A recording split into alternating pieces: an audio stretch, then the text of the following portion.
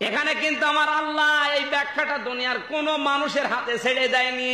এই জন্য আল্লাহ নিজে ব্যাখ্যা করছেন, ইউকাতিলুনা ফি সাবিলিল্লাহি ফায়াকতুলুনা ওয়া ইউকতালুন।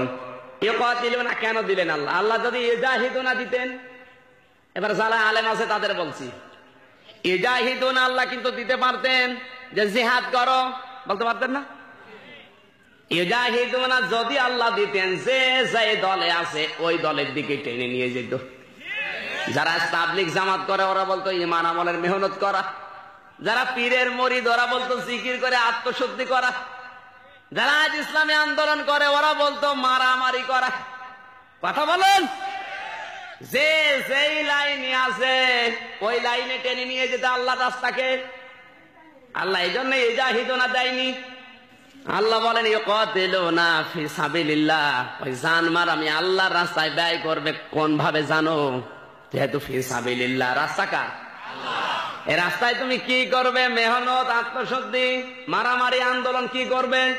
আল্লাহ ইউকাতিলুনা শব্দটা পড়েন, ইজাহিদুনার ব্যাখ্যা 99টা হয়, কিন্তু ইউকাতিলুনার অর্থ একটাই। ইউকাতিলুনা মানে কতল করা, মোকাবেলা করা। কথা বলেন। আল্লাহ বলেন মারামারি করতে হবে আমার রাস্তায়, কারণ রাস্তাটাই। আর আমরা নাম শুনলে নাক শিটকাই। আল্লাহ বলছেন ইউকাতিলুনা ফি সাবিলিল্লাহ, আমার রাস্তা মারামারি করা লাগবে। আর মারামারি করতে আসলে কি হয়? এখানে আল্লাহ প্রথম দিয়েছেন ফায়াকতুলুনা, আগে মারবে, ওয়া ইউকতালুন এরপরে মরবে। আগে মার খাবে তা না। আজ আমরা সারা বিশ্বের দিকে তাকান, আগে কিন্তু মায়ের খাচ্ছে। মায়ের আমরা দিতে পারি? আরে মায়ের মানে শুধুমাত্র এই লাঠি দিয়ে মারা না, শুধু গুলি মারা না, শুধু অস্ত্র দিয়ে মারা না। মায়ের মানে অনেক রকম মায়ের হয়।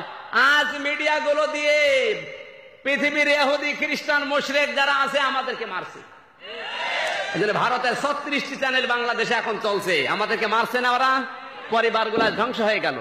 আমরা কি আমাদের চ্যানেলগুলো ওদের দেশে চালাতে পারি?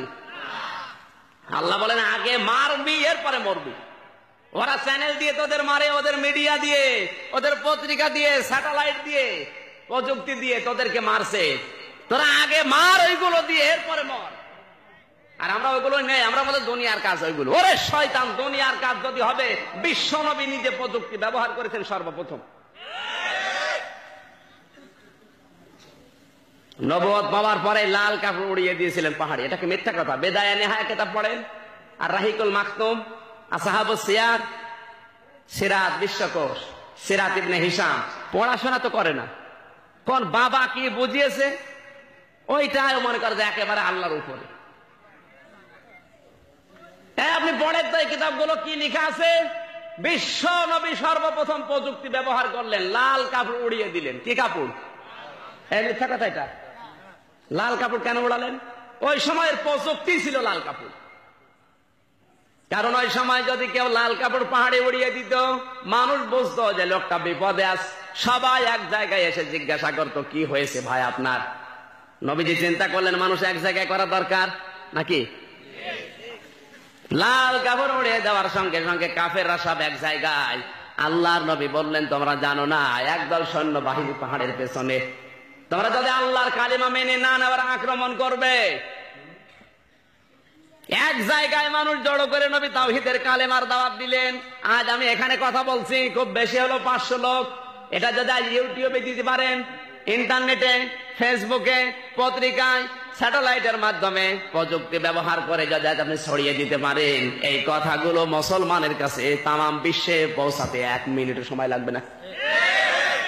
নবী যদি প্রযুক্তি ব্যবহার করতে পারে ইসলাম প্রচার করার জন্য, আর আমরা করতে গেলে হারাম হারাম, এজন্যই তো ওরা প্রযুক্তি হাতে নিয়েছে। আজ একটা মিডিয়া, একটা চ্যানেল, একটা স্যাটেলাইট আমাদের হাতে নেই। আমরা হারাম হারাম বলে ছেড়ে দিচ্ছি, আর ওরা ওইগুলো দিয়ে আমাদের মারছে। আমাদের পরিবারটা আজ জাহান্নাম। যে পরিবারই মনে করছেন হুজুরের পরিবার ভালো আছে, সব পরিবারগুলো আজ ভারত দখল করে নিয়েছে। বাংলাদেশ আজ 43 বছরে যেটা পারে নাই, ভারত এই 5 বছরে এই স্টার জলসা, স্টার প্লাস দিয়ে বাংলাদেশটা ঝলসিয়ে দিয়েছে। হুজুরি কি আর না হুজুরি কি, সারাদিন বসে বসে মেয়েরা এখন ওই সিরিয়াল দেখে। আর স্বামী আসলে প্র্যাকটিস করে, তুমি জানো না তোমার মেয়ে হয়েছে কিরণমালা আর আমি কটকটি। মেয়েগুলো এখন কি কিরণমালা, তাকান ওদের পোশাক হয় ওই রকম। বিশ্ববিদ্যালয় উন্মুক্ত জায়গা, আমি যদি এগুলো নাই জানি তো মানুষকে সতর্ক করবো কি দিয়ে? আমি যদি মসজিদের ভেতরে খানকায় বসে, আল্লাহ যেখানে আমাকে পাঠায়নি ওই সমস্ত জায়গায় বসে হো হো করে, আমার দায়িত্ব হবে? আল্লাহ পাঠিয়েছে জমিনে, জমিনে থাকা লাগবে, কি হচ্ছে ওইটা দেখো। আর জমিনের দিকে তাকান, সবগুলো জালেমদের হাতে। এই যে ইসলামিক ফাউন্ডেশনের যে ডিসি, কি নাম যেন, শামীম মোহাম্মদ আফজাল বললে গোনা হবে, ওর নাম মোহাম্মদ বললে কবিরা গোনা হবে। কুলাঙ্গার। ফেসবুক যারা ব্যবহার করে, ইন্টারনেট এখনই ঢোকেন, ইউটিউব আমার মোবাইলে আছে। এটা বাংলাদেশের চলচ্চিত্র জগতের নায়িকা পরিমণি, ওর নিজের ছোট মেয়ে। চিন্তা করেন তো ভাই, বাংলাদেশের ইসলামিক ফাউন্ডেশন, শেখ মুজিব ইসলামী ফাউন্ডেশন গঠন করেছিল জনগণের কাছে যেন কোরআন হাদিস পৌঁছিয়ে যায়, আর তার একটা মহাপরিচালকের মেয়ে বাংলাদেশের সিনেমা জগতের নায়িকা।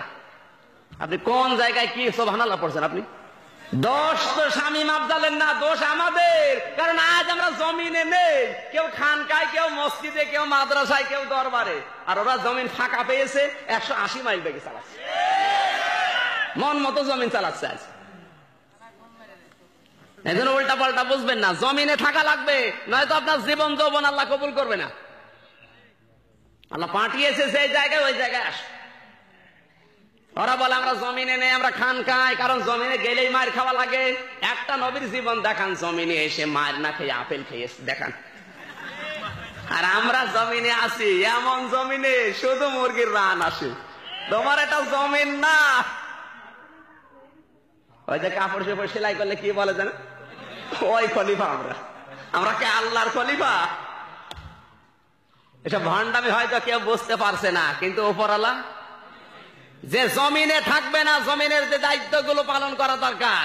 আল্লাহর নবী জমিনে থেকেই রাষ্ট্র গঠন করেছিলেন, জমিনে থেকেই প্রশাসন তৈরি করেছিলেন, জমিনে থেকেই তার সংস্কৃতি ছিল না, এই সমস্ত ছিল না।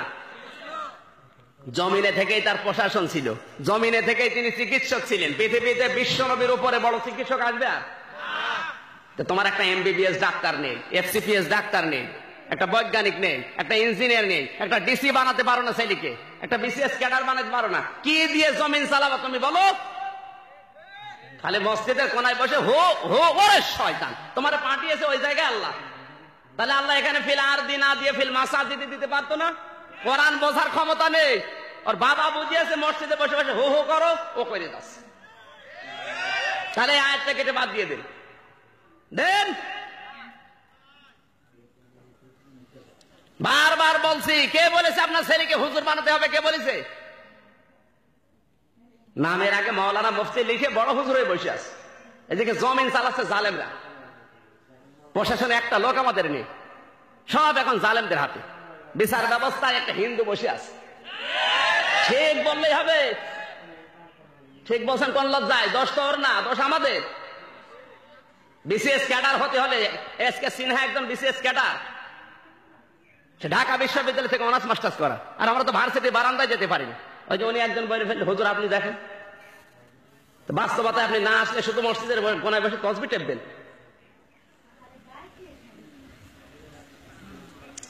হুজুর কিছু জানে না, হুজুর ভার্সিটির মাল, সব খবর হুজুর কাছে আছে।